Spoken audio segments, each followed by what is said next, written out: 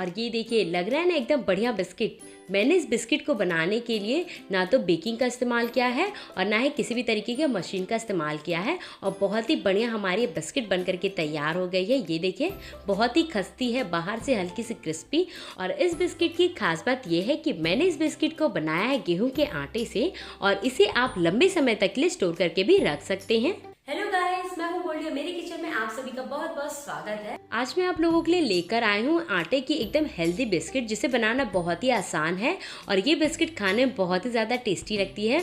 अंदर से एकदम खस्ती और बाहर से हल्की सी क्रिस्पी, बहुत ही बढ़िया ये बिस्किट बन करके तैयार होती है। और मैं इसे बिना बेक किए बनाऊंगी, यानी कि मैं इसे फ्राई करके बनाऊंगी और बहुत ही बढ़िया ये बिस्किट बन करके तैयार होगी।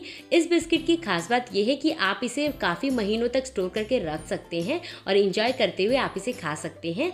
तो आइए जल्दी से मैं इस रेसिपी की शुरुआत कर लेती हूँ। और अगर आप मेरे चैनल पे नए हैं तो जल्दी से मेरे चैनल को सब्सक्राइब करिए, बेल आइकन को प्रेस करिए ताकि लेटेस्ट वीडियो आप तक सबसे पहले पहुंचे। गेहूं के आटे का टेस्टी नाश्ता बनाने के लिए सबसे पहले हम एक बड़ा सा बर्तन लेंगे ताकि मैं इसमें डो बना करके तैयार कर सकूं।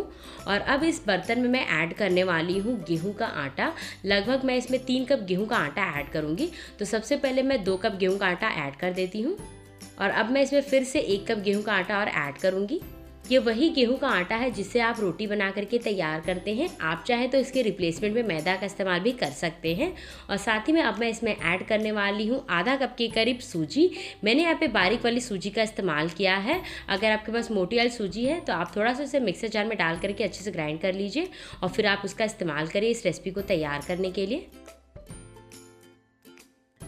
सूजी ऐड करने के बाद अब मैं इसमें ऐड करने वाली हूँ डेसिकेटेड कोकोनट, यानी कि नारियल का बुरादा। जो सूखा हुआ नारियल होता है उसी का बुरादा हमने यहाँ पे यूज़ किया है। लगभग 2 से 3 चम्मच के करीब हम इसमें सूखे हुए नारियल का बुरादा ऐड करेंगे। आप चाहें तो इसे स्किप कर सकते हैं। और अब मैं इसमें ऐड करने वाली हूँ ड्राई फ्रूट्स। तो ड्राई फ्रूट्स में मैंने यहाँ पे चिरौंजी का इस्तेमाल किया है, लगभग 1 बड़ा चम्मच के करीब, जिसे मैंने छोटे छोटे पीसेस में कट कर लिया है। आप चाहें तो काजू, बादाम, पिस्ता या किशमिश का इस्तेमाल भी कर सकते हैं। मैं इसमें सिर्फ चिरौंजी का इस्तेमाल करूँगी। आप चाहें तो इसमें थोड़ा सा फ्लेवर देने के लिए इलायची पाउडर या फिर जायफल का पाउडर का इस्तेमाल भी कर सकते हैं, लेकिन मैं यहाँ पर इलायची पाउडर ऐड नहीं करूँगी। तो अब मैं इसे अच्छे से मिक्स करूँगी। तो सबसे पहले मैं इसे थोड़ा सा बीच में स्पेस बना देती हूँ और इसमें मैं मोयन डालूँगी। मोयन के लिए मैंने यहाँ पे रिफाइंड ऑयल का इस्तेमाल किया है। आप चाहें तो वनस्पति घी या फिर नॉर्मल घी का इस्तेमाल भी कर सकते हैं। अगर आप इसे घी से बनाते हैं तो यहाँ पर क्या होगा, हल्का सा ये खस्ता हो जाएगा, बिस्किट की तरह एकदम क्रिस्पी नहीं बन पाएगा। और मुझे इसे हल्का सा क्रिस्पी करना है, तो इसलिए मैंने यहाँ पे रिफाइन ऑयल का इस्तेमाल किया है। रिफाइन ऑयल डाल देने के बाद अब मैं इसे एकदम अच्छे से मिक्स करूँगी।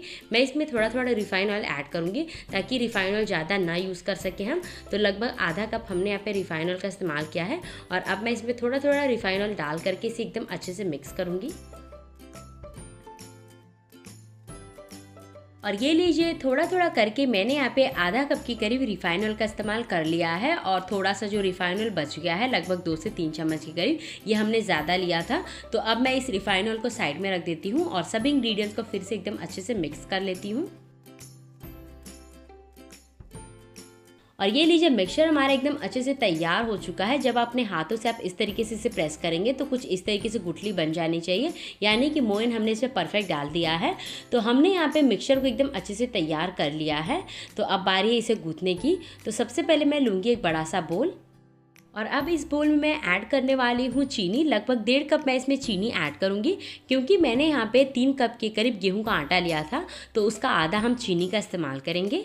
चीनी आप देख सकते हैं मैंने यहाँ पे मोटे दाने वाली चीनी का इस्तेमाल किया है। अगर आपके पास छोटे दाने वाली चीनी है तो वो भी चलेगी।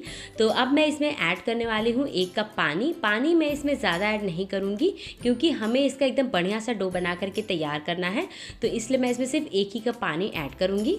पानी डाल करके मैं इसे अच्छे से मिक्स करूँगी ताकि पानी में भी हल्का सा मिठास आ जाए। तो मिक्सचर हमारा तैयार हो चुका है। तो अब मैं जल्दी से डो बना करके तैयार कर लेती हूँ।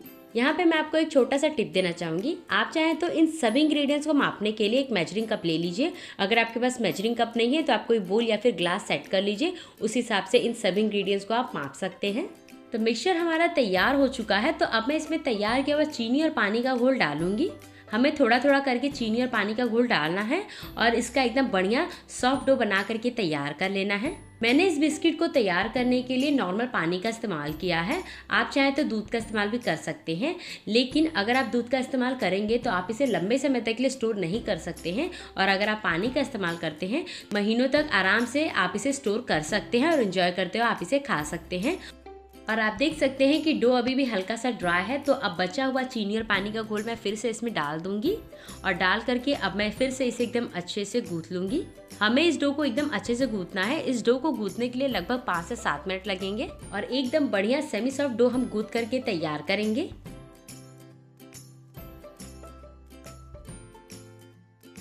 और ये लीजिए, बिस्किट का डो हमारा एकदम अच्छे से गूंथ करके तैयार हो गया। एकदम सॉफ्ट डो हमने गूंथ करके तैयार किया है। ये देखिए, मैं आपको इसे एकदम पास से दिखाती हूँ। ये देखिए, इसका डो बहुत ही बढ़िया तरीके से सॉफ्ट गूंथा है।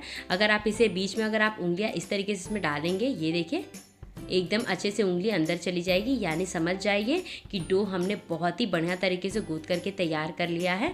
इसी तरीके से सॉफ्ट डो हमें तैयार करना था। तो डो हमारा तैयार हो चुका है। तो अब मैं इसे 2 मिनट के लिए साइड में रख देती हूँ और ऑयल को हीट होने के लिए रख देती हूँ। बिस्किट को फ्राई करने के लिए मैंने यहाँ पे एक पैन का इस्तेमाल किया है। आप चाहें तो कोई नॉर्मल कढ़ाई का इस्तेमाल भी कर सकते हैं। और अब मैं इसमें डाल देती हूँ रिफाइंड ऑयल। आप चाहें तो बिस्किट को फ्राई करने के लिए घी या फिर वनस्पति घी का इस्तेमाल भी कर सकते हैं, या फिर आप इसे बेक भी कर सकते हैं। तो अब मैं इस ऑयल को एकदम स्लो फ्लेम पे गर्म होने के लिए रख देती हूँ और जब तक ऑयल हमारा अच्छे से गर्म हो रहा है तब तक मैं डो को बिस्किट का शेप दे देती हूँ। तो अब इस तैयार डो को मैं प्लेटफॉर्म पे रखूंगी। मैंने यहाँ पे क्लीन प्लेटफॉर्म ले लिया है और इसी पे मैं इस डो को एकदम अच्छे से मसल लूँगी। तो अब मैं इसे 2 पार्ट में डिवाइड करने वाली हूँ, तो इसलिए हल्का सा मैं इसे शेप दे रही हूँ। और अब मैं इसे बीच में से 2 पार्ट में डिवाइड कर लूँगी। 2 पार्ट में डिवाइड कर लेने के बाद एक वाला हिस्सा मैं अलग रख दूंगी और दूसरे वाले हिस्से को मैं बिस्किट का शेप दूंगी। तो इसे भी मैं अच्छे से पहले मसलते हुए इसे लंबा शेप दे दूंगी। और अब मैं इसे भी 2 पार्ट में डिवाइड कर लूँगी, क्योंकि मुझे इसे छोटे छोटे लोइयों में कट करना है, तो इसलिए मैं इसे कट कर रही हूँ। और अब मैं इसे लंबा करते हुए इसे छोटे छोटे पीसेस में कट कर लूँगी। ये देखिए, कुछ इस तरीके से।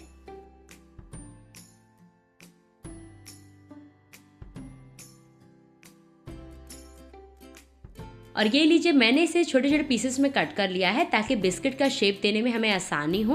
तो आप चाहें तो इसे राउंड करके आप सिंपल भी बना सकते हैं, या फिर इसे बनाने के लिए कुछ इस तरीके का आपको मार्केट में सांचा दिखेगा।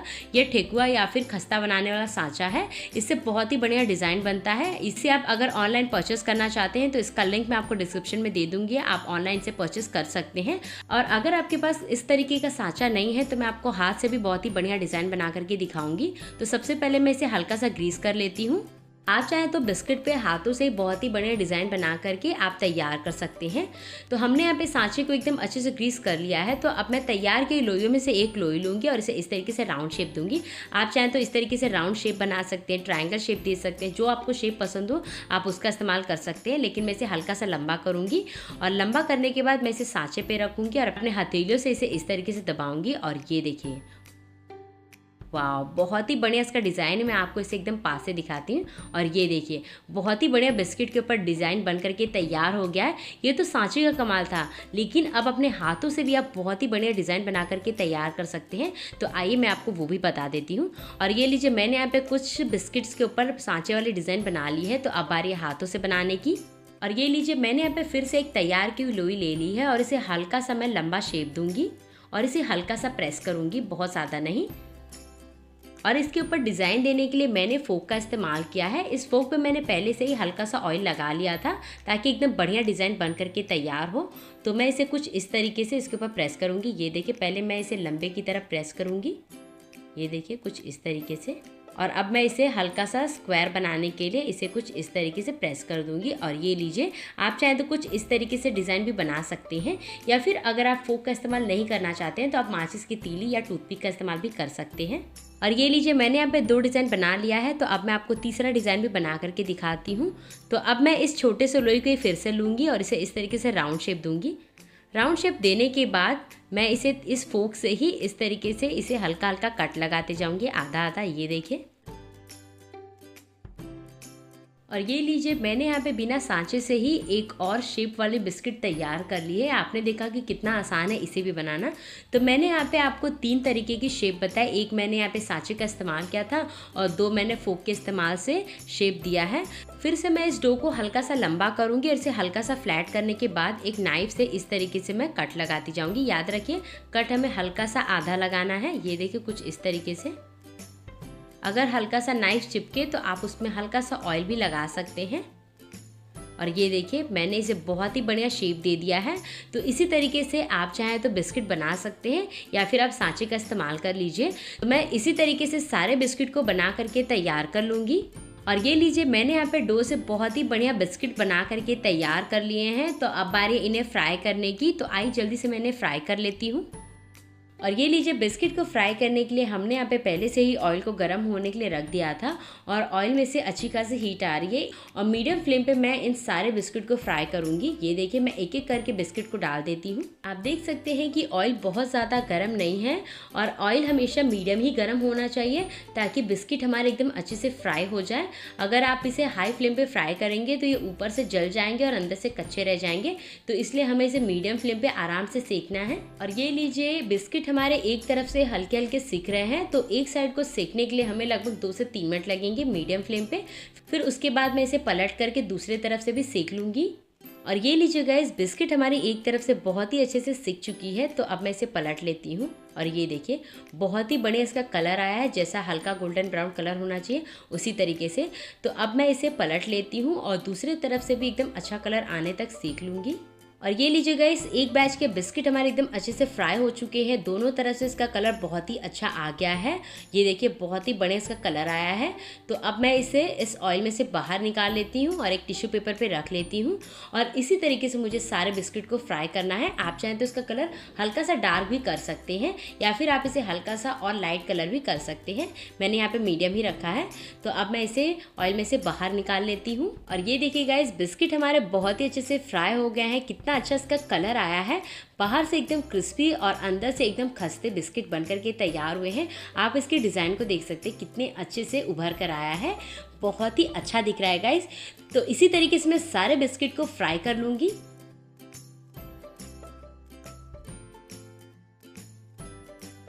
और ये लीजिए गाइस, गेहूं के आटे की हेल्दी बिस्किट हमारे बन करके तैयार हो गई है। बहुत ही बढ़िया बिस्किट हमारी बन करके तैयार हुई है। खाने में एकदम क्रिस्पी है और अंदर से एकदम खस्ती। और इसे बनाना आपने देखा कि कितना आसान है।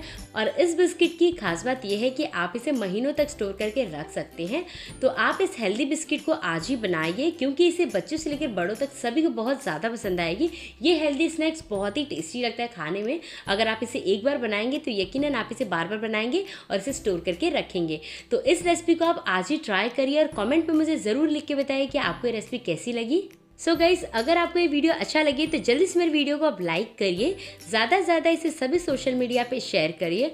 और अगर आप मेरे चैनल पे नए हैं तो जल्दी से मेरे चैनल को सब्सक्राइब करिए, बेल आइकन को प्रेस करिए ताकि लेटेस्ट वीडियो आप तक सबसे पहले पहुँचे। Thank you friends, keep watching Goldie's kitchen. Bye bye friends, मैं जल्दी मिलूंगी आपको एक और नई इंटरेस्टिंग रेसिपी के साथ। तब तक के लिए घर पे रहिए, सेफ रहिए और गोल्डीज किचन को देखते रहिए।